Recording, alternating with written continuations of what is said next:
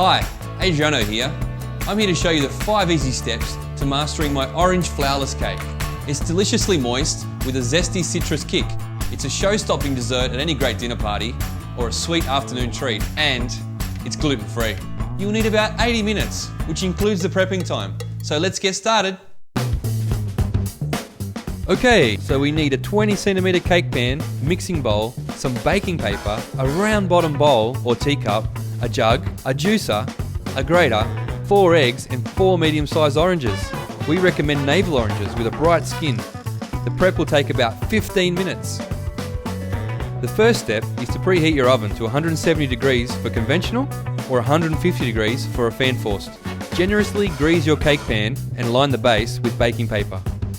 Next, roll an orange over a fine grater, leaving a few longer strips for decoration, or if you have one, just use a zester. Then finally grate the rest of the oranges. This will give the cake a real tangy taste. Now juice all the oranges and run the juice through a strainer to get rid of any pulp. If need be, add a bit of water so that you have a total of 400 ml of liquid. In a mixing bowl, beat the eggs on high speed for 4 minutes or until they're stiff. At this point, add in the almond meal base, half a cup of juice, and thoroughly mix with a wooden spoon. And then add the rind and mix again. Make sure your batter is even. Now you're ready to bake. When your mixture is nicely combined, pour into your prepared cake pan and tap lightly on the bench. Bake for 50 to 60 minutes or until the centre has set. It'll be nice and moist and have a golden top.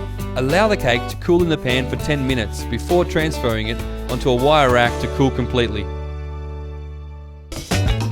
Once your cake has cooled, you can get on with the decorating and then the eating. First, put a tray or sheet of baking paper underneath the rack. Use a saucepan and combine the glaze mix and 2/3 a cup of orange juice, stirring continuously. Heat the mix on medium to high heat until it thickens. Pour the hot glaze over the cake, making sure you cover the entire top of the cake for a nice shiny finish.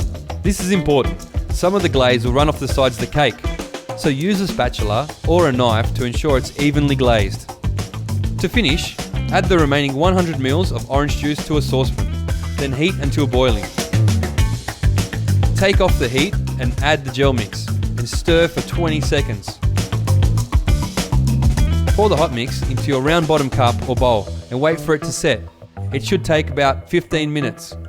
When the mix is set, turn out the orange gel, slice it into segments and arrange on top of the glazed cake. For that finishing touch, decorate with longer strips of zest. Eat and enjoy.